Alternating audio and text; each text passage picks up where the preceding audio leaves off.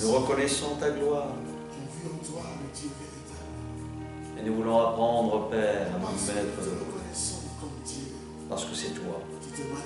À travers ce chant, à travers ce que l'on te doit, Père, merci.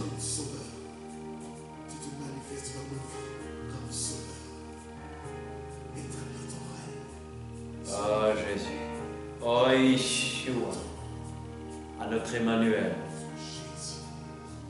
Jésus, nous te couronnons, nous te proclamons roi, notre roi. Jésus, Jésus, nul n'est comparable à toi. Ah Jésus, Jésus, Jésus, c'est toi que nous élevons, c'est toi que nous magnifions. Nous voulons nous rappeler ce que tu as fait pour chacun de nous. Nous t'adorons, tendre Père, nous t'adorons. Toi qui nous as rétablis avec le Père, rétablis. Oh, laisse-moi, Seigneur, me laisser transporter par toi.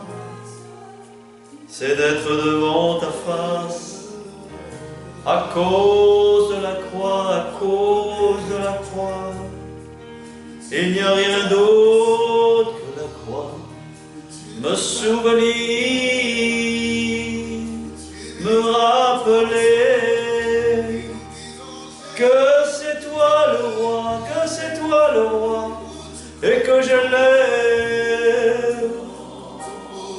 Oh, je veux magnifier pour te dire combien je t'adore. C'est toi que j'adore et que je proclame de tout mon être, de toute ma force, de tout mon esprit. Oh, merci, merci pour ton esprit, merci pour la puissance de ton esprit. Et je te lève et je t'adore.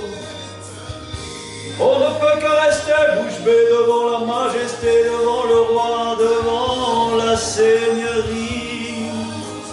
Oh, je t'adore. Je t'adore, je t'adore, je t'adore, je t'adore. Oh, apprends-moi à t'adorer, apprends-moi à te magnifier, apprends-moi à élever ton nom, roi, je te supplie. On ne peut que t'apporter louange, louange, louange, louange. Ranime nos foi, ranime nos vies, ranime nos cœurs, Jésus. Tendre roi, je te supplie, tendre roi. À cause de la croix, c'est toi qui es roi, c'est toi le roi, le roi, le roi, le roi. C'est toi, oh, notre roi. Tu nous apprends, tu nous enseignes, oh, notre roi. Et je veux t'adorer, t'adorer, t'adorer, t'adorer, t'adorer. Élever ton nom, élever ton nom, élever ton nom. Oh, nous magnifions le roi de gloire. Pour t'adorer, pour t'adorer. J'élève la voix pour t'adorer.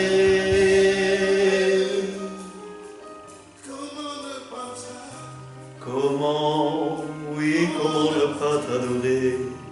Oui, comment ne pas te magnifier? Comment ne pas célébrer, comment ne pas te chanter pour ce que tu as fait. Oh, sur la montagne sainte c'est toi, Golgotha. Sacrifice parfait, sacrifice merveilleux. Oh, je te couronne. C'est toi notre roi, c'est toi mon roi. Oh roi de gloire, oh roi d'éternité. Je célèbre toi. Oh oui, apprends-moi à t'adorer, apprends-moi à t'adorer, apprends-nous. Je célèbre. Je magnifie.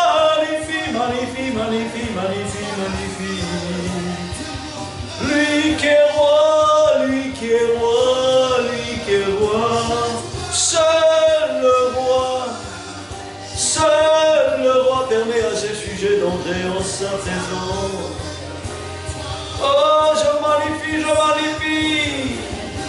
je célèbre tes merveilles, je chante tes merveilles. Oh Dieu, merci. Il n'y a que dans ta présence que je trouve la guérison. Il n'y a que dans ta présence que je trouve la joie. Il n'y a que dans ta présence que je trouve la vie. Il n'y a que dans ta présence que je suis libéré du péché et de la mort. C'est toi Jésus que je célèbre. C'est toi que je magnifie sans cesse. C'est toi que je lève. Apprends-moi, ô éternel. Merci pour cela, Jésus. Merci, Père. Merci, mon Père. Comment ne pas rester devant ta face? Comment ne pas élever le roi? Comment rester bouche bée devant celui qui est de toute éternité? Merci. Quelle grâce et quel privilège de pouvoir entrer en ta présence. Car un jour dans tes parvis vaut mieux que 1000 ailleurs. Nous voulons simplement, Père, magnifier, rappeler tes merveilles. Rappeler, Père, que c'est toi qui ramènes le cœur de chacun. Que c'est toi qui restaure, que c'est toi qui rétablis.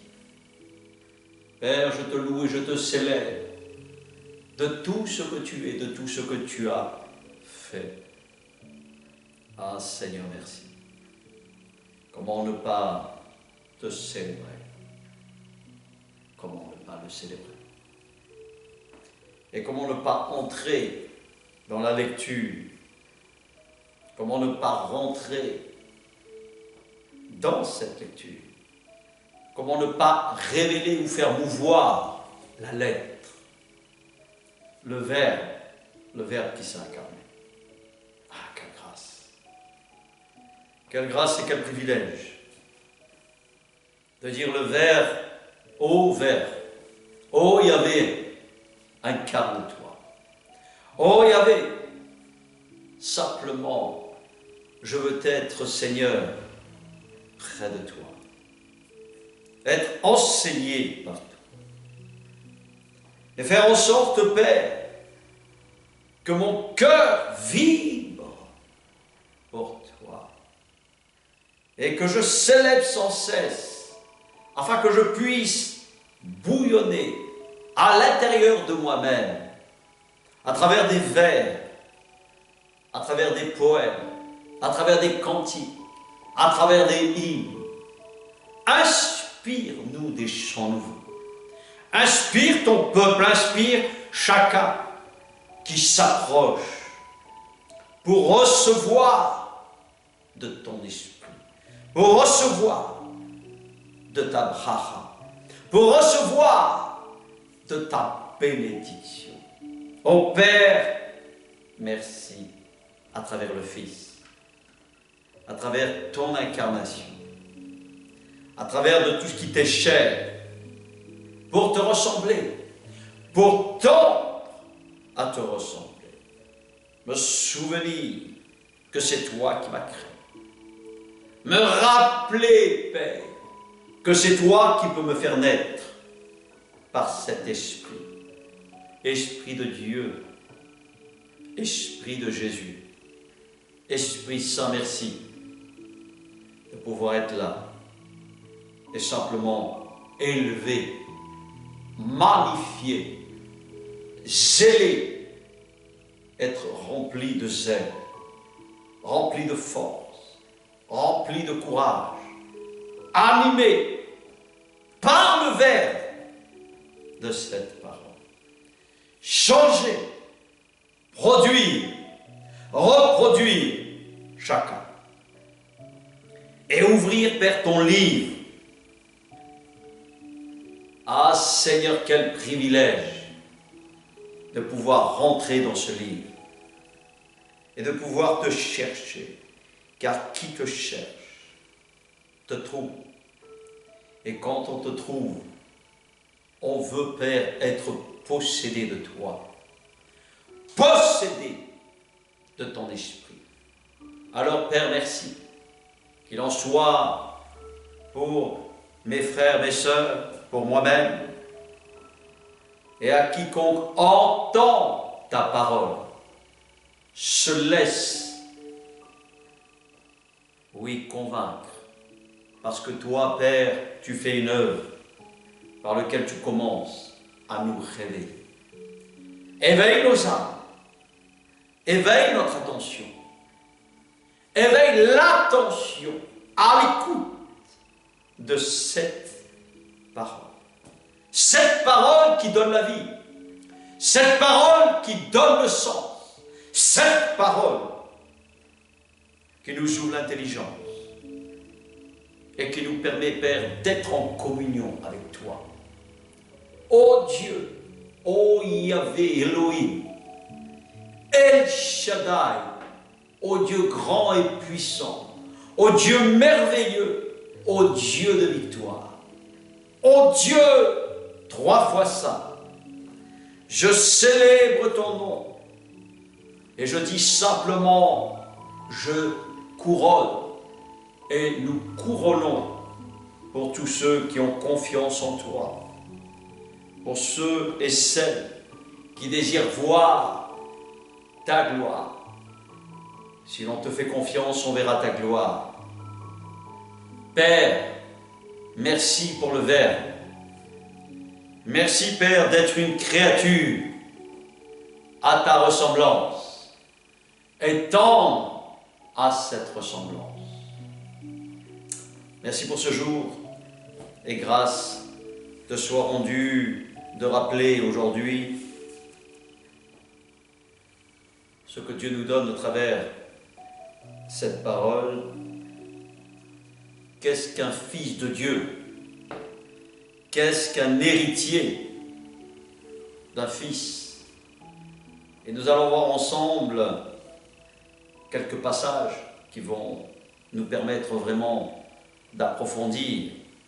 Être né de Dieu, être fils de Dieu, et comment parvenir à ce que l'on appelle à l'héritage de la vie éternelle. Il y a bien évidemment des dispositions, et nous savons que chacun de nous, nous devons nous rappeler qu'être né de Dieu est un appel, et que chaque être peut recevoir cet appel. Cet appel est simplement celui qui nous interpelle. C'est la police des polices, c'est l'Esprit de Dieu. C'est comme celui qui arrête à un moment donné de notre vie, à un moment donné dans l'histoire de notre vie. C'est l'interpellation de l'Esprit de Dieu qui me combat.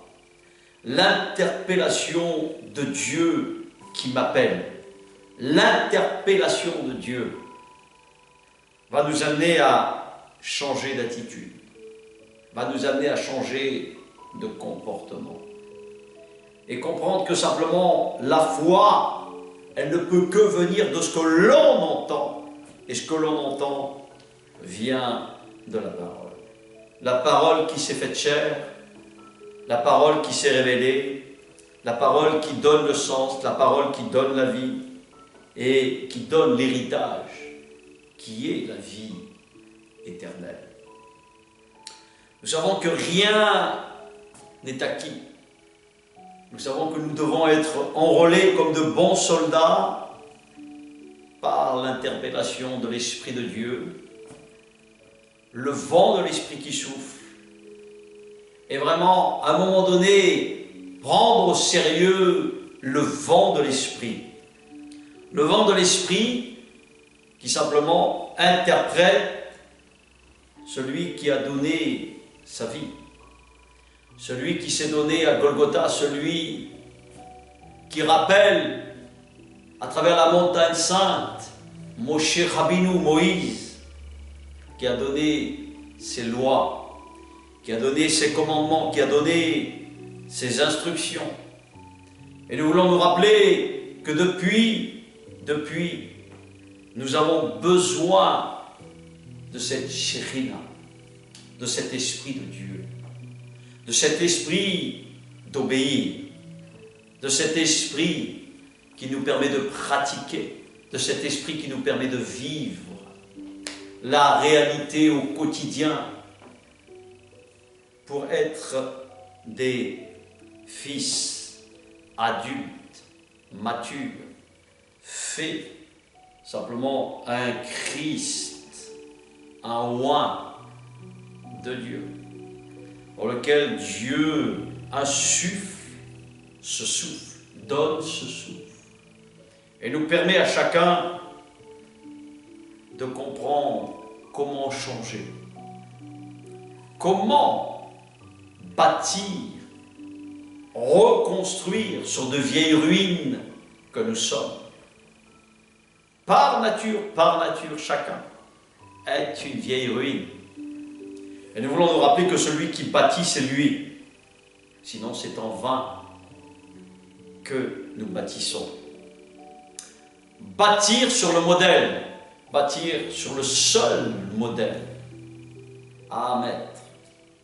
Combien il est bon d'être façonné par cette parole. Combien il est bon, Père, c'est qu'il dit. Et c'est ce qu'il dit. C'est moi qui donne cet esprit nouveau. C'est moi qui donne un cœur nouveau à ma ressemblance. Alors nous allons ouvrir au livre des Romains, chapitre 8. Romains, chapitre 8, va nous révéler la réalité de fils et de filles de Dieu. Et nous allons comprendre qu'en fait, comment l'Esprit manifesté à travers le Fils fait l'œuvre et la volonté de Dieu. Donc, Romains 8 au verset 10.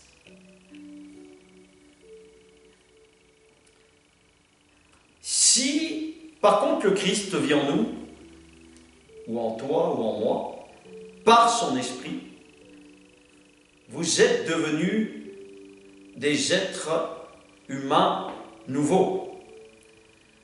Votre corps a beau rester mortel à cause du péché, mais à l'intérieur de vous-même, vous êtes vivifiés par l'Esprit que vous avez déclaré celui qui est saint et juste. Verset 11.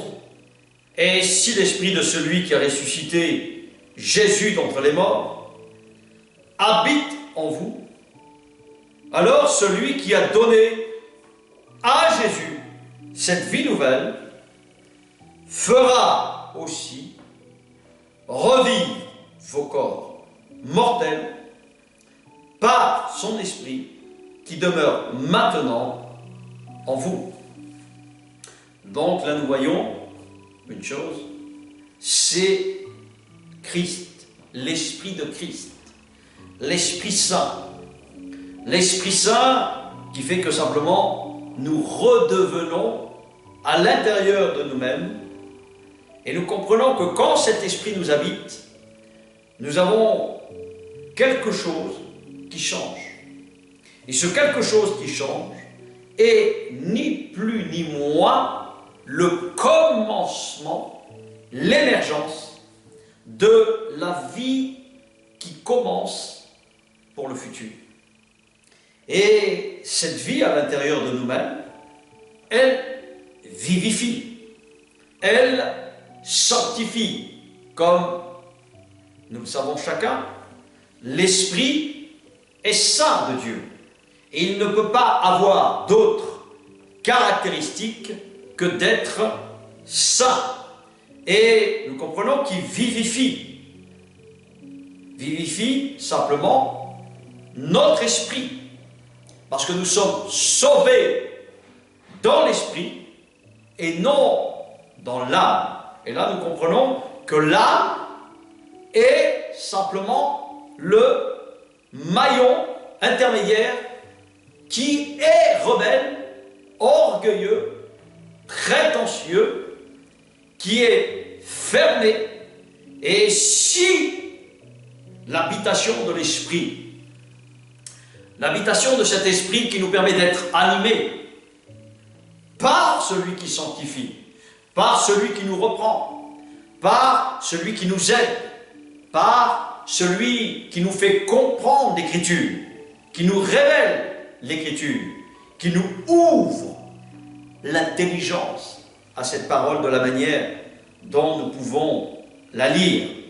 Et nous comprenons simplement que notre corps a beau être mortel, ce qui est écrit, et il est mortel à cause de l'âme qui est affectée par le péché. C'est pour cette raison qu'à chaque fois, nous devons réaliser que l'Esprit Saint sauve, réveille ton esprit pour permettre à la mécanique de ce qui est l'âme, de mater l'âme, pour que le corps soit simplement amené à faire la volonté, le choix de Dieu. Et la raison pour laquelle une prophétie proclamée déjà par Jérémie, et déjà Dieu lui-même le dit depuis la Genèse, c'est ce que l'on appelle l'arbre de la vie éternelle. C'est un cœur nouveau et un esprit nouveau. Mais nous savons que nous avons beau être mortels, il y a cette séparation entre l'âme et l'esprit. D'ailleurs, il le mentionne dans toute l'Écriture. Nous savons que l'âme n'est pas capable de répondre aux exigences de Dieu. C'est pour cette raison que le sacrifice de Dieu, le sacrifice de la croix, nous permet surtout de réaliser comment avoir cette vie qui nous vivifie, qui nous sanctifie, qui nous permet à l'intérieur de nous-mêmes de nous sentir naître de nouveau. Et être de nouveau enclin à une destination dans laquelle il y a un héritage, dans lequel l'héritage, qui s'appelle la vie future, éternelle. Pour quelle raison nous devons combattre le bon combat de la foi? Et comment comprendre que pour être un fils dans le sens de devenir comme Dieu, nous amène à prendre position, à être résolu avec nos états d'âme et faire en sorte que nous puissions changés grâce à l'Esprit Saint qui communique à notre esprit de ne pas faire ce que mon âme, mon moi, ok, me dit de dire, ou de faire, ou d'agir. C'est simplement être comme Dieu le dit à la création. Quand il parle à Caïn, il dit « domine sur ton âme ».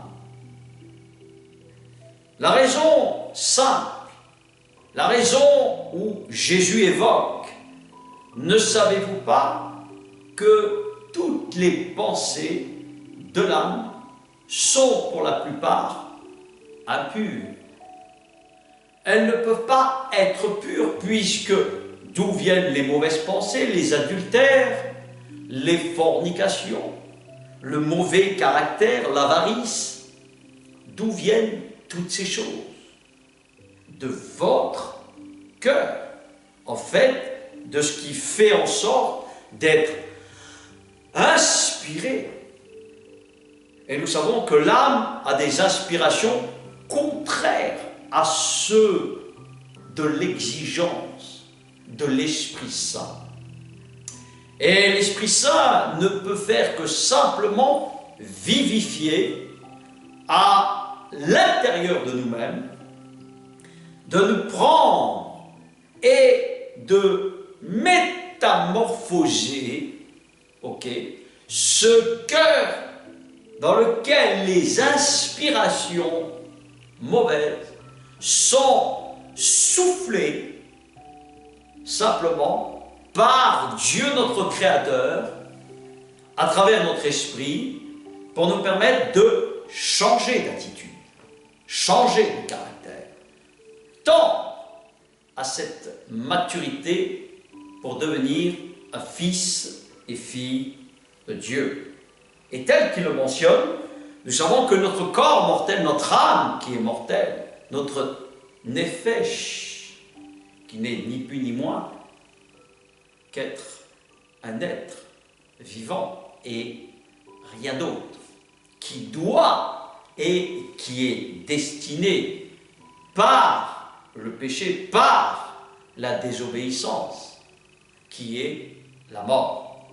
Donc, nous savons que cet héritage de ce corps mortel, qui peut être que transformé si à l'intérieur de moi-même, je suis habité, non plus de mon moi, mais de l'Esprit Saint qui communique à mon esprit, qui me permet d'aspirer à changer, d'aspirer à tendre, à être et à devenir comme Christ, comme Dieu, comme le frère de Jésus.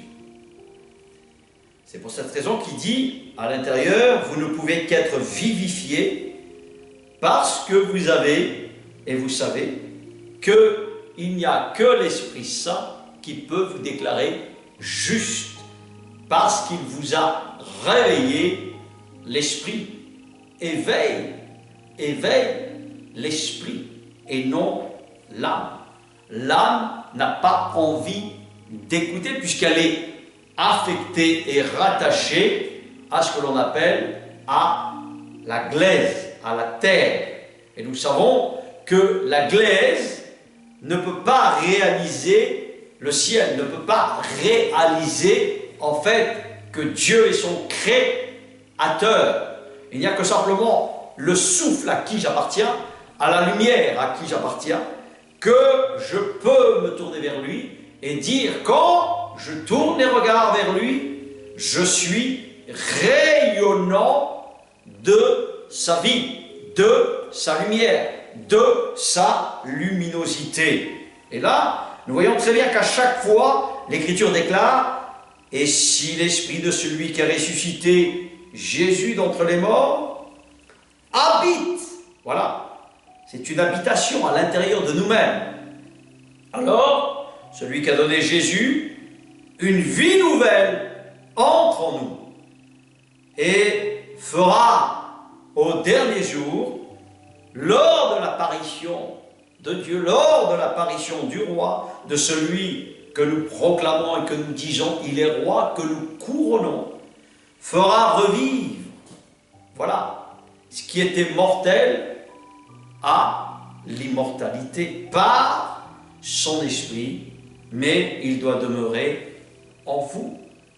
Voilà pourquoi, verset 12, il dira, « Chers frères, nous ne sommes plus tributaires de nos instincts. » Donc ça prouve bien que les instincts sont bien rattachés à l'âme, du manger, du boire et du plaisir.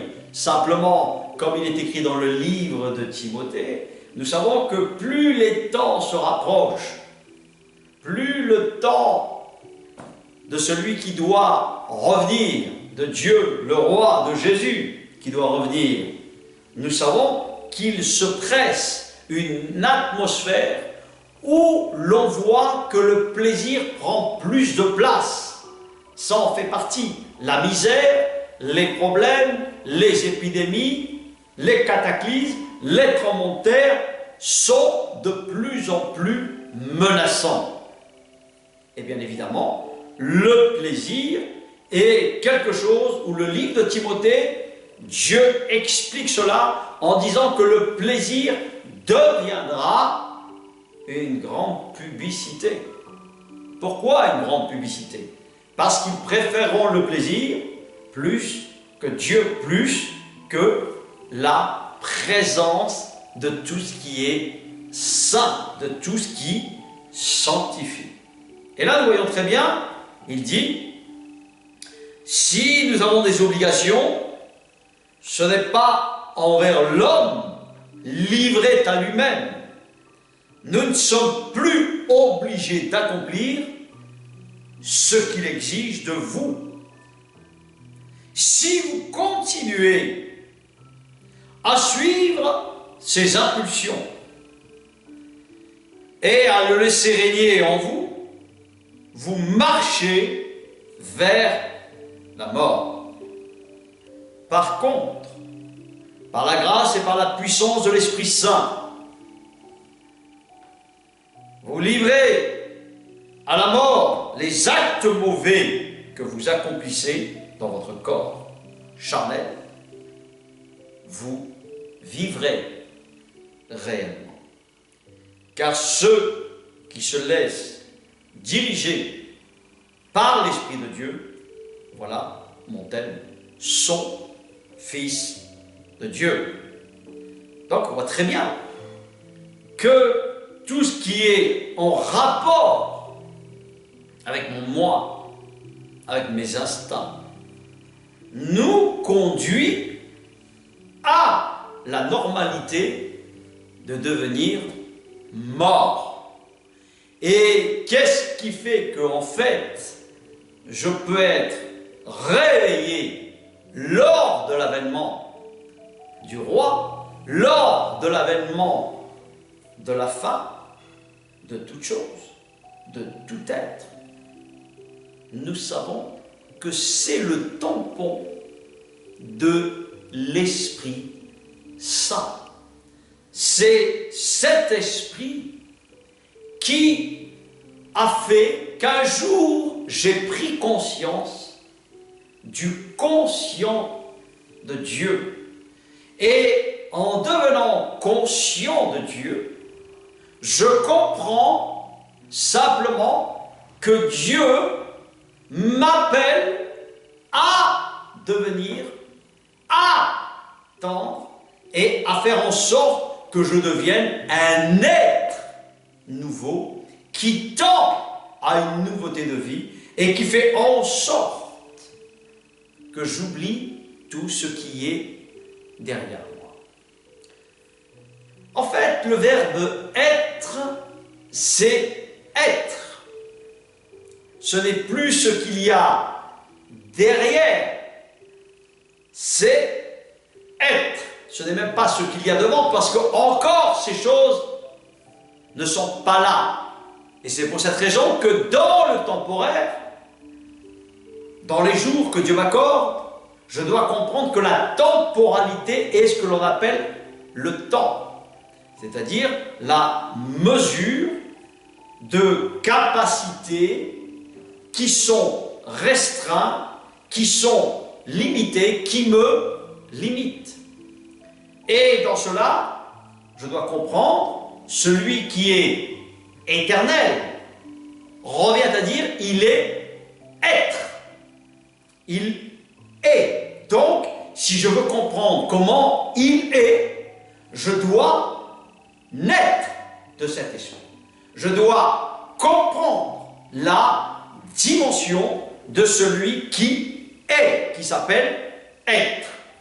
Et nous savons que grâce à cela, j'arrive à me défaire ce que dit Jésus dans la parabole, une chose très importante, et il nomme le vieux drap avec le drap neuf, au même titre que la poutre ou simplement le tonneau ancien comme le tonneau nouveau. Et nous voyons très bien que Jésus prend le vin, le symbole du vin, et qu'il dit, quand on met le vin nouveau dans de vieilles outres, il éclate.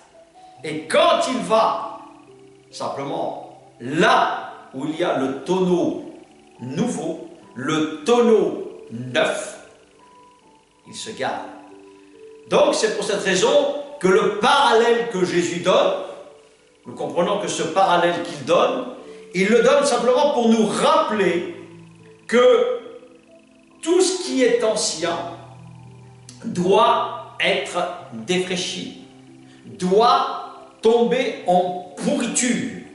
Et nous comprenons que quand ça tombe en pourriture, nous comprenons qu'il y a une manifestation de quelque chose de nouveau, qui paraît, bien sûr, et qui paraîtra pour l'éternité, et qui fera en sorte que lors de son avènement, nous serons attirés par lui. Nous serons aspirés à lui. Il nous enlèvera, bien sûr, et nous ne connaîtrons plus la mort éternelle, mais bien la vie éternelle. C'est ce que l'on appelle l'héritage.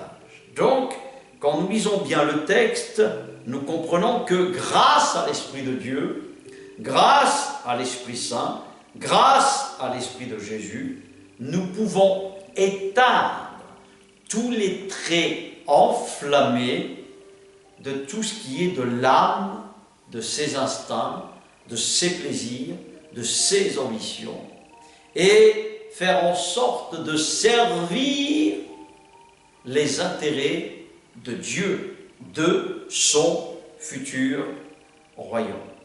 Donc en tant que sujet de Dieu, en tant que fils de Dieu, nous devons nous rappeler que simplement nous sommes appelés à devenir ses fils. Nous sommes appelés à se laisser auto-enfanter, auto-reproduire par l'image de lui-même qui est parfaite, c'est-à-dire Jésus, c'est-à-dire Christ. Donc il dit bien, en effet, vous n'avez pas reçu un esprit servile. L'esprit qui vous a été donné ne vous transforme pas en esclave. Il ne vous ramène pas sous la férule de la crainte. Il vous a introduit de plein droit dans la famille de Dieu.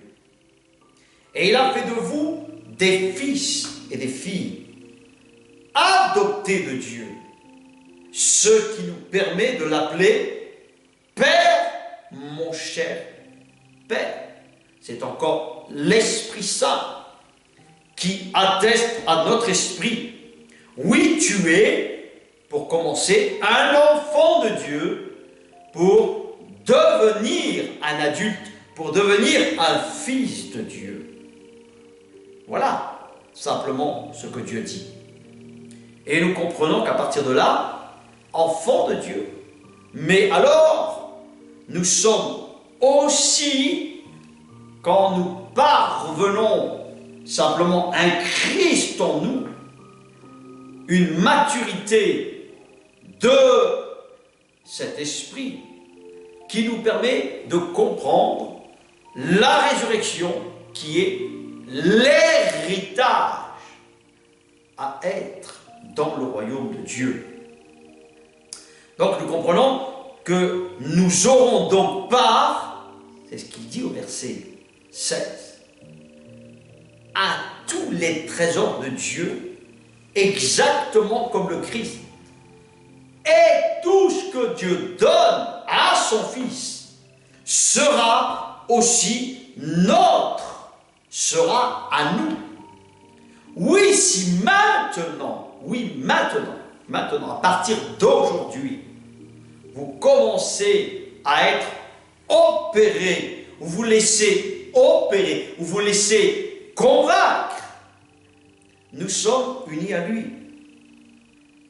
Donc nous savons que si nous portons ce qu'il a fait, ses souffrances, nous serons aussi à ses côtés, associés à sa gloire dans le monde nouveau.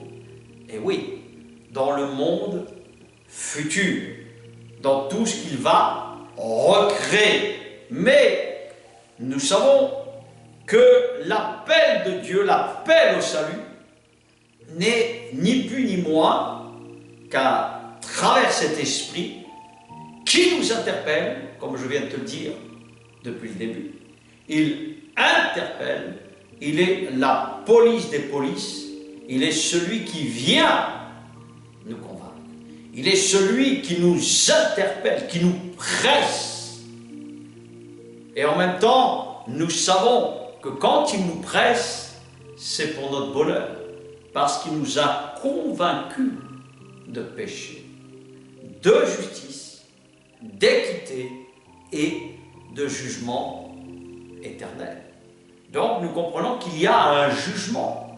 L'Écriture relate et rappelle qu'après cette mort première, il y a la mort, il y a un jugement qui est sur nous.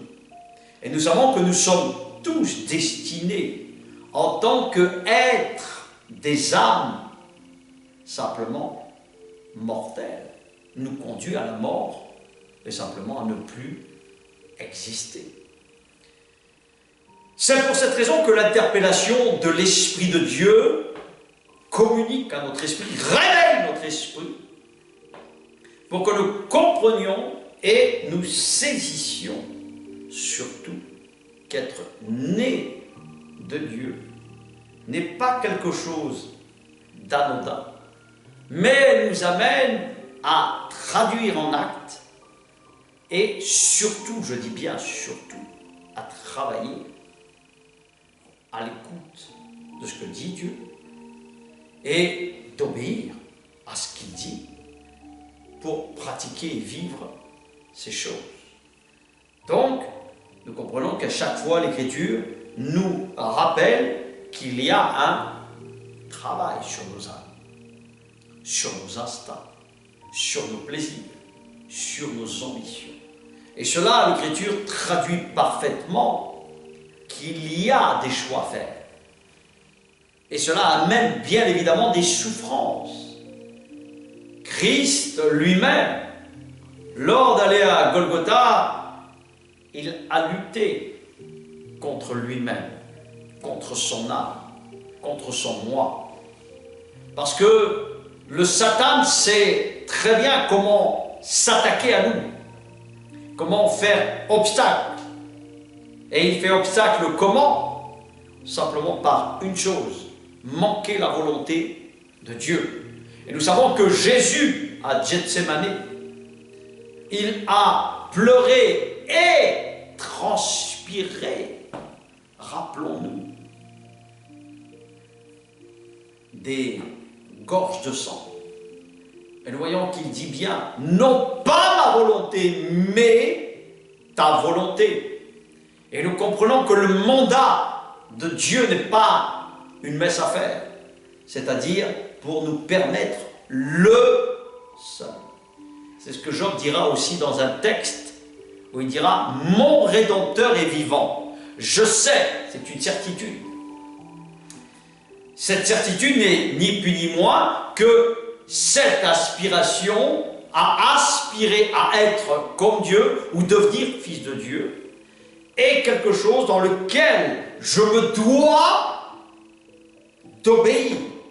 Je me dois de faire taire mes instincts, de faire taire mes envies, de faire taire mon moi. Et cela me conduit à me comporter au bout d'un moment et au bout d'un certain moment à devenir un adulte.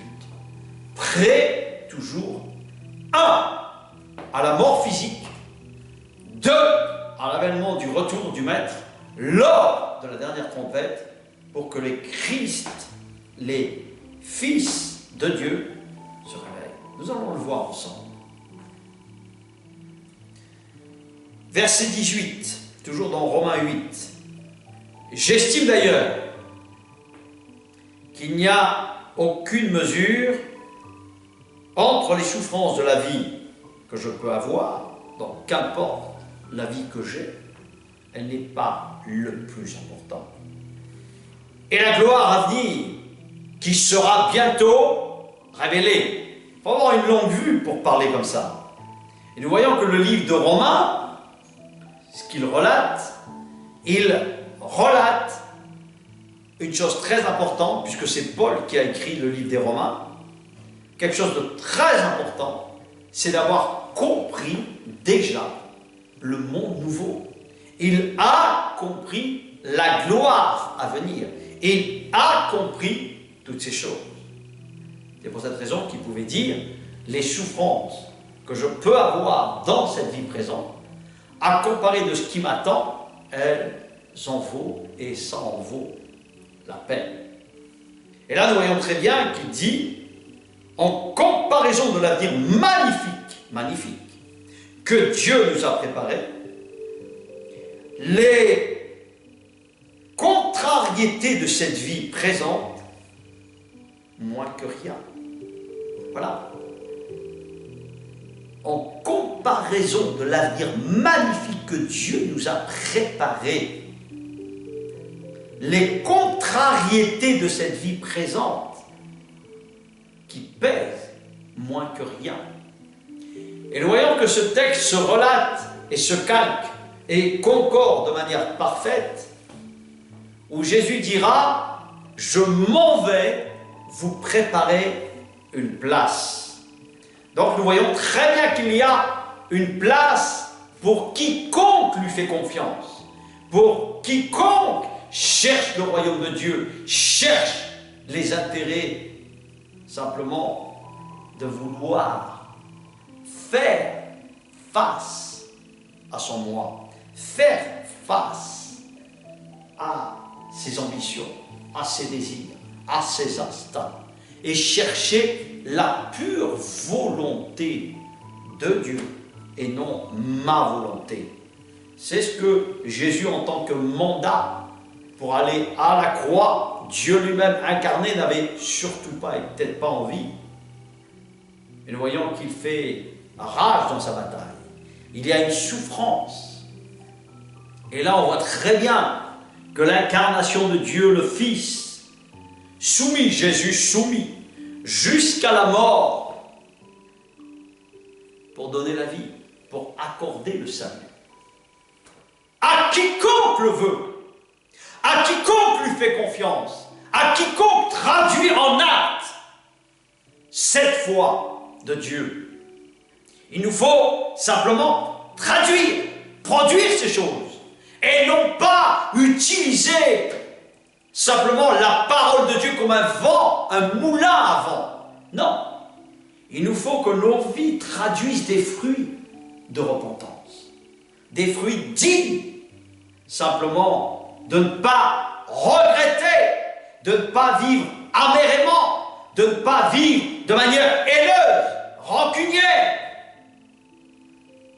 refoulé. Non. Comme dira l'apôtre, simplement, je cours vers le but. Je me passionne vers le but par lequel j'ai ce salut et je ne veux pas perdre ce trésor. Je veux garder ce trésor. Je veux travailler à mon salut. Je veux travailler pour produire ces fruits tant que Dieu m'accorde un jour, afin de rentrer bientôt dans ce repos où il m'interpellera à cette résurrection qui est la vie éternelle. Mais simplement, je cours oubliant ce qui est derrière, vers le but par lequel Dieu destine chaque être appelé par l'Esprit Saint. Verset 19. Rappelez. Une profonde nostalgie étreint toute la création.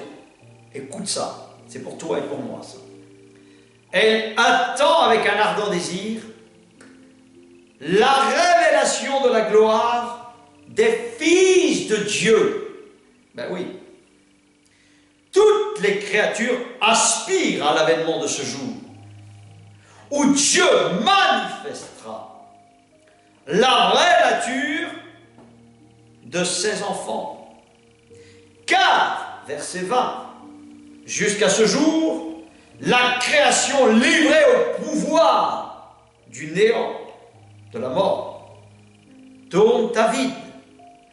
Tout dépérit et meurt. Elle n'est pour rien dans cet état de choses, contre son gré, sans aucune faute de sa part, mais par solidarité avec celui qui a failli, elle vit une existence sans but. Elle garde néanmoins un espoir. Elle aussi sera délivrée un jour de son asservissement aux puissances de mort, la tyrannie des perpétuels changements et des décadences inéluctables cesseront. Et elle connaîtra la liberté dont les enfants de Dieu, glorifiés, jouiront. Nous le savons tous. En effet, jusqu'à présent, un profond gémissement monte de la création où tous les êtres soupirent et souffrent dans une sorte de travail d'enfantement universel, jusqu'à ce qu'un monde nouveau soit né. Nous devons vraiment réaliser à quoi nous aspirons. Nous devons réaliser quand nous sommes habités par l'Esprit Saint. Eh oui, habités.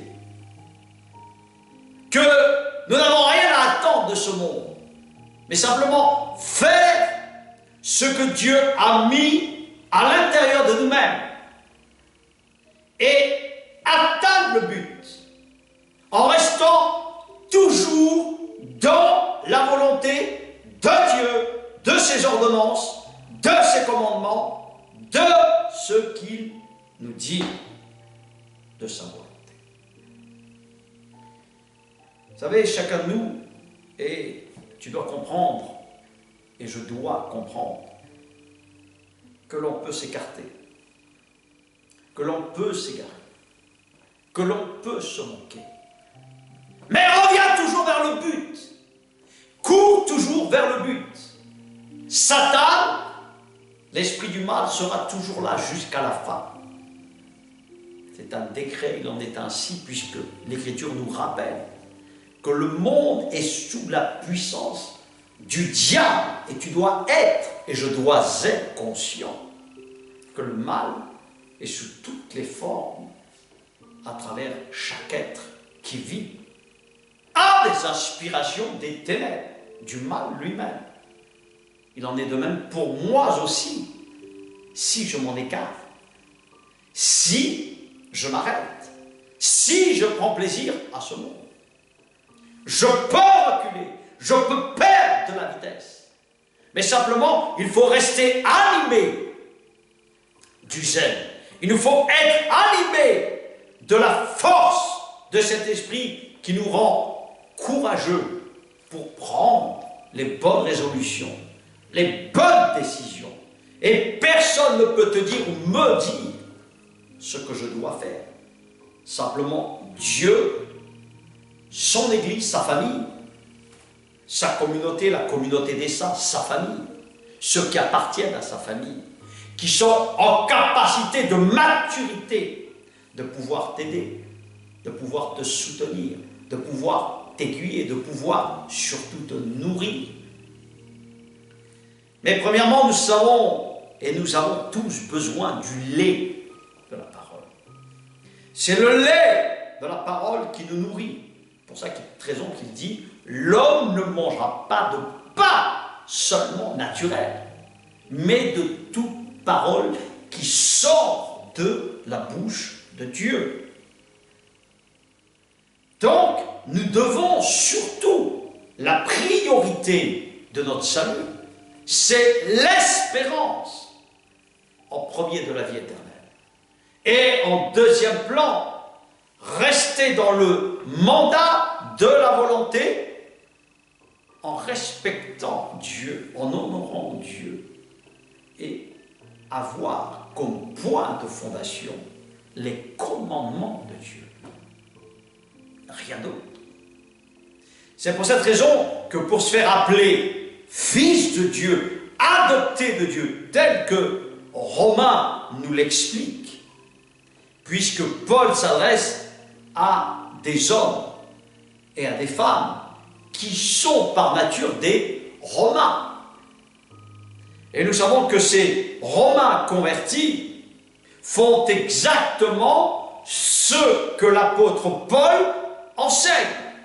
Il ne déloge pas, en fait, de la doctrine apostolique, de la doctrine première, en restant sur le flambeau de ce que Jésus lui a demandé de faire.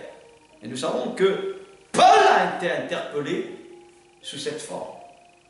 Ce n'est pas à travers une institution ou une organisation. Nous savons que c'est Dieu qui appelle, c'est Dieu qui établit, et c'est Dieu qui donne le mandat simplement à chacun de faire selon l'ordre qu'il a reçu de sa part. Donc ce travail doit se faire. Et nous savons qu'il y a cette nostalgie. Le mot qu'il donne est clair. Il dit que toute la création attend avec un ardent désir ces créatures. Et nous aspirons. Chacun, celui qui a cet Esprit Saint, aspire à cette nouvelle création. Aspire à avoir des frères et des sœurs animés du même zèle, animés de ce même esprit de ses commandements, qui aiment ses parents. Donc, il dit bien au verset 23, « Ils ne sont pas les seuls. Nous aussi, nous soupirons. » Voilà ce que dit l'apôtre, et les apôtres en général. « Au plus profond de nous-mêmes. Et nous vivons dans une certaine tension ici-bas, dans ce monde actuel. Car nous avons seulement reçu un acompte de l'Esprit Saint, de l'Esprit divin. Ce cadeau de bienvenue, voilà, offert par Dieu, nous donne un avant-goût de la gloire future. Mais nous ne sommes pas pleinement esprit. nous sommes partiellement revêtus de cet esprit. Parce que nous sommes dans un corps mortel. Parce que nous comprenons simplement que si nous n'avons pas cet esprit, nous ne pouvons pas changer.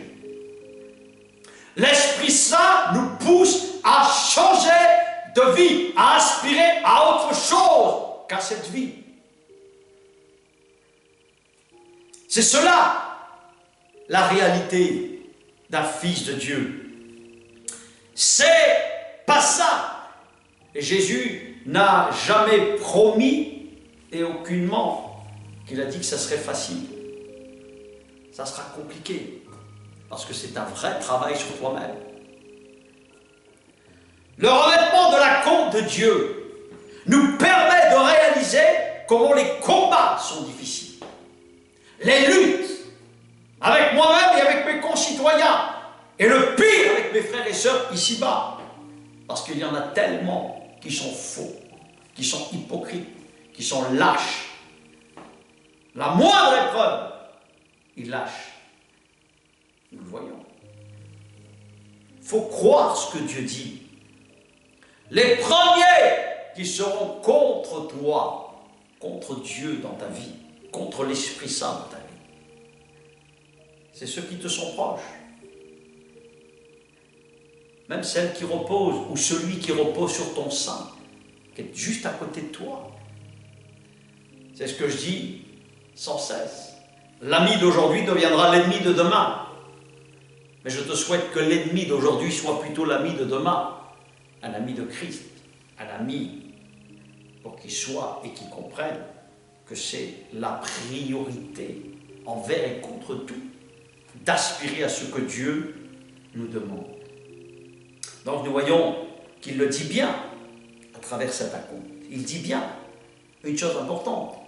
Aussi, attendons-nous avec patience. Voilà, c'est de la patience. Et ça, ce fruit est le plus compliqué pour chacun de nous. À être établi de plein droit pour être ses fils et filles adoptifs de Dieu.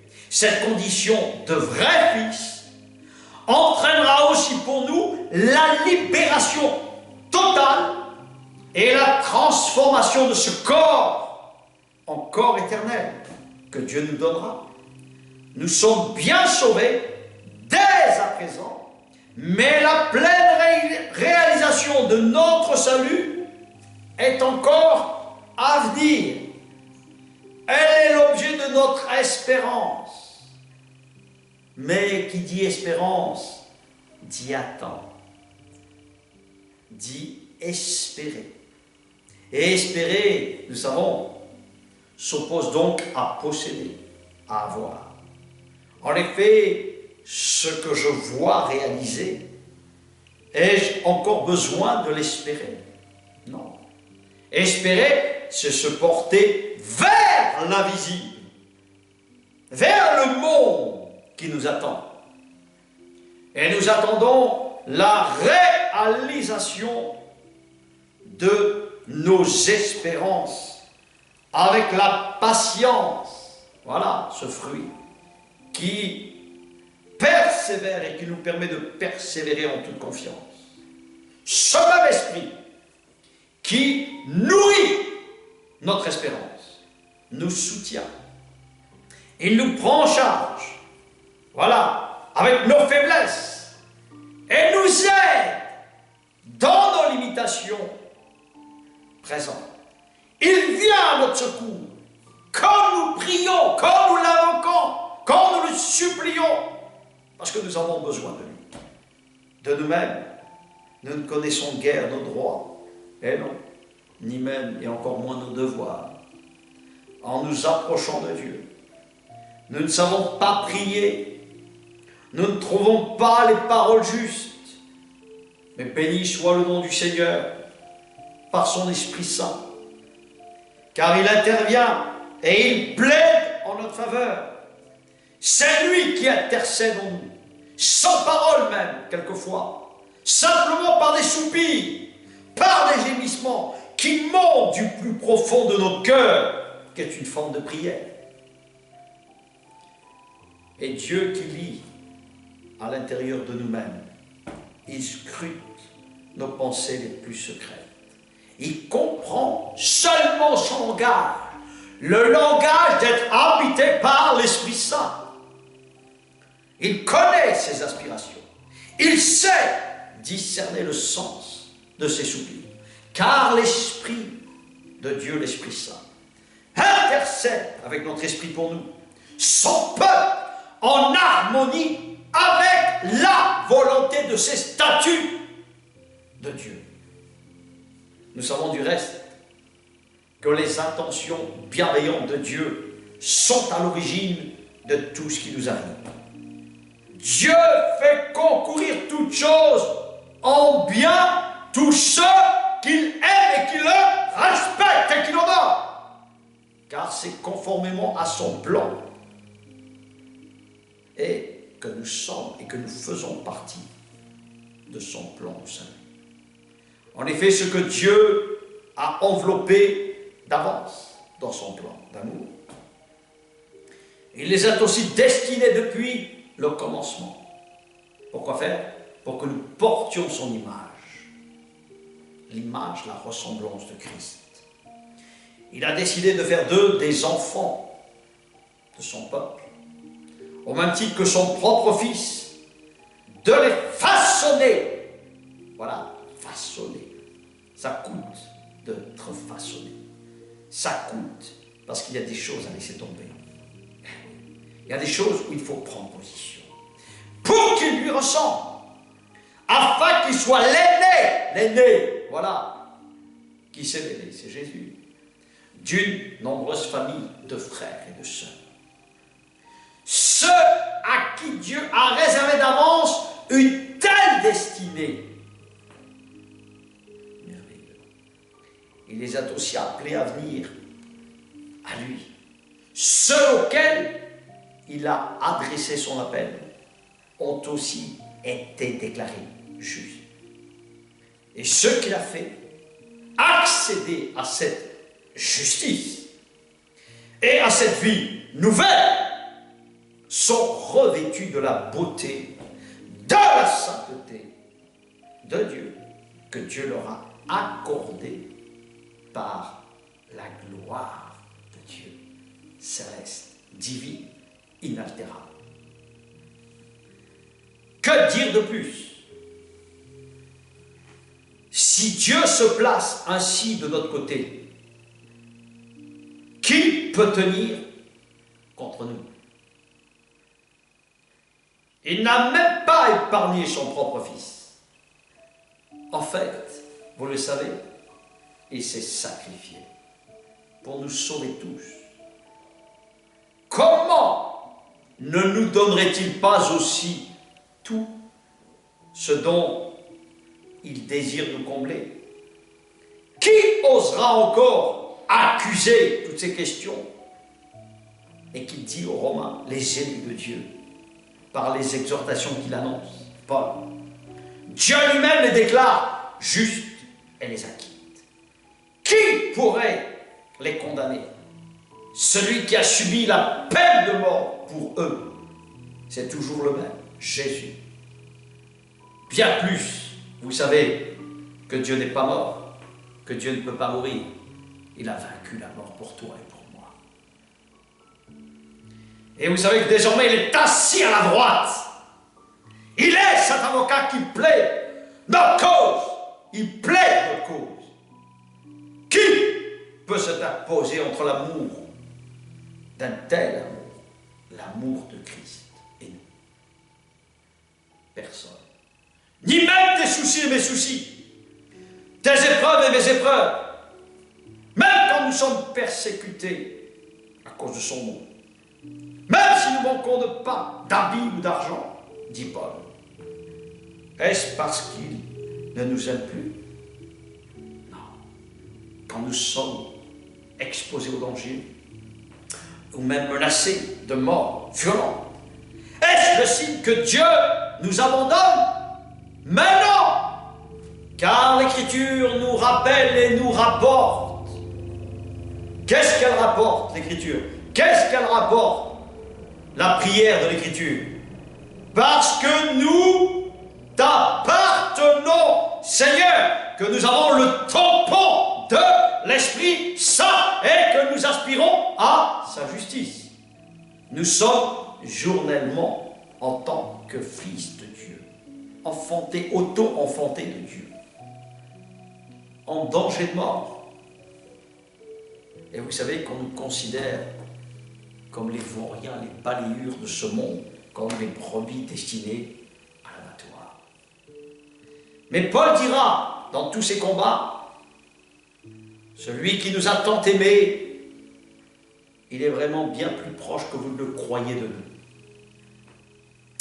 Avec lui, nous restons vainqueurs et nous allons de victoire en victoire. Ah oui, j'en ai l'absolue certitude. Rien ne pourra nous arracher de cet amour de Dieu. Ni la mort, ni la vie, ni les anges, ni les puissances infernales des ténèbres, et ni même les dangers présents, et ni l'incertitude de la vie. Aucune autre force de l'univers, qu'elle vienne d'en haut ou de l'abîme, aucune autre créature, non rien au monde, ne peut ériger cette séparation entre nous et l'amour manifesté à travers la croix que Dieu nous a témoigné en Jésus-Christ notre Seigneur, et dont nous jouissons de cette communion par l'Esprit Saint. Cela doit réjouir si tu es animé et habité de cet Esprit Saint. Et si tu ne l'es pas, on invoque l'Esprit de Dieu. On demande à l'Esprit de repentance de convaincre. On invoque la puissance de l'Esprit. Et simplement, un genou ou un cœur plié devant lui, les yeux fermés devant lui, en signe d'humilité, en signe de prosternation, je proclame, je décrète, nous décrétons, quand nous sommes appelés à dire « Souffle !» Esprit de repentance, esprit de vie qui convainc, esprit qui atteste et qui tamponne à nous engager, à nous pousser à naître par ton esprit. Car cette vie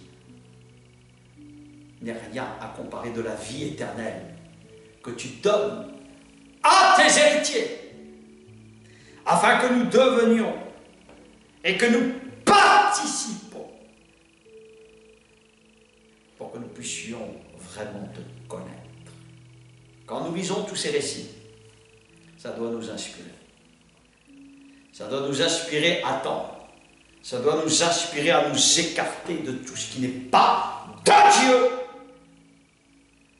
et simplement à rester déjà comme si, en fait, nous vivions cette partialité, comme le texte de l'Écriture nous le rappelle, le futur royaume de Dieu en tant que roi, en tant que sacrificateur, en tant que prêtre de l'Éternel.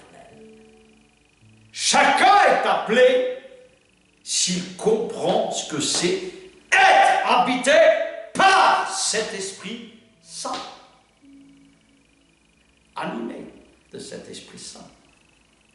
Tendre à cela et comprendre ce qui est vil et ce qui est précieux, ce qui est profane et ce qui est saint. Toutes ces choses, nous les donnons à chaque fois. Simplement pour rappeler les faits. Qu'est-ce qu'est un fils de Dieu? Qu'est-ce qui fait que simplement, aujourd'hui encore, j'ai besoin de comprendre et j'ai besoin de faire en sorte que Dieu travaille et que je travaille à mon salut.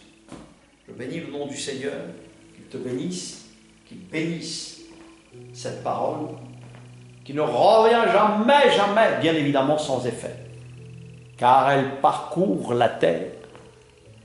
Et c'est elle qui fait ce travail avec ton esprit. Je bénis le nom du Seigneur, que tu sois habité par celui qui est de toute éternité. Amen, amen et amen.